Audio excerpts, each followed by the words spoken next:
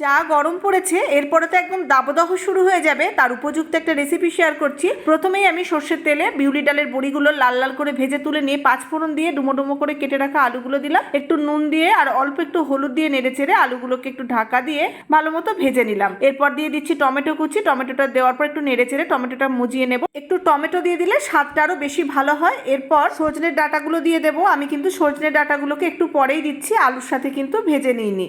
অল্প করে ডাঁটাগুলোকে একটু ভেজে নেওয়ার পর পোস্ত আর কাঁচা লঙ্কা বাটা দিয়ে দিলাম। 2-3 মিনিট মতো একটু নেড়ে চেড়ে পোস্তটাকে ভেজে নেব। তারপর দিয়ে দিচ্ছি পোস্তর বাটি ধোয়া জল। আরো কিছুটা জল দেওয়ার পর একটু নুন দিয়ে দিলাম, নাড়াচাড়া করে মিশিয়ে ঢাকা দিয়ে ডাঁটা আলু ভালো করে সিদ্ধ হতে দেবো। ডাঁটা আলু সিদ্ধ হয়ে গেলে কয়েকটা কাঁচা লঙ্কা আর ভেজে রাখা বড়িগুলোকে দিয়ে দিলাম। আবারও ঢাকা দিয়ে 3-4 মিনিট মতো ফুটিয়ে নেব, যাতে বড়িগুলো ভালোভাবে সিদ্ধ হয়ে যায়। ঢাকাটা খুলে শেষে একটু কাঁচা সর্ষের তেল ছড়িয়ে দেবো। বড়িগুলো আরেকটু ঝোল টেনে নেবে, তাই একটু ঝোল ঝোল রেখেই নামিয়ে নেব। গরমে সবাই তৃপ্তি করে খাবে।